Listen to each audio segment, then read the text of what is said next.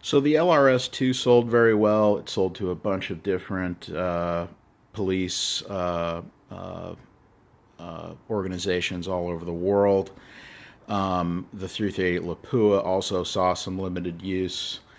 But the writing was kind of on the wall again for the platform because it was a little too confusing to try to explain how the regular LS2 was an R93 and had complete interchangeability, but the 338 Lapua version was, in and of itself, so to speak. The answer that they came up with in 2005 was to move to the Tactical 2 model, which is what this is. This is a Tactical 2. And the Tactical 2 came in 338 Lapua Magnum. That's what this barrel is chambered for.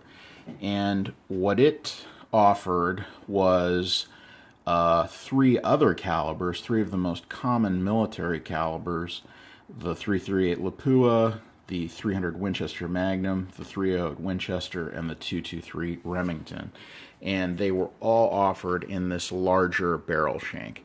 So still no compatibility with all of the other R93 barrels, but now at least within the Tactical 2 you had four of the most common police and military calibers. And that really was a home run for Sig Sauer and Blaser. They sold even more of these rifles, plus they landed their one and only large military contract, which was with the Australian Defence Force.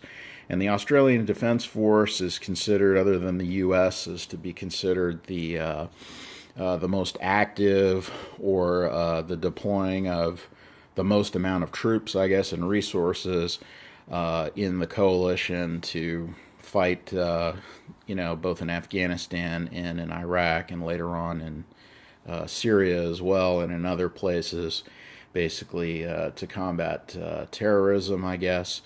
And that contract was a big contract. It was the first large military contract that Sig Sauer landed for these Blaser rifles.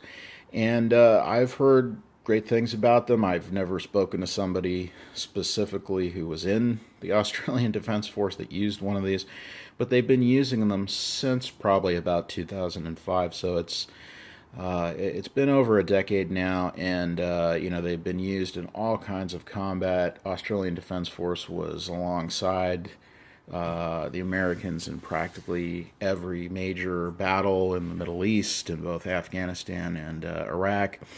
So this rifle has seen a huge amount of service, and it's essentially come out with flying colors from all the information I can find. I definitely can't find anything bad.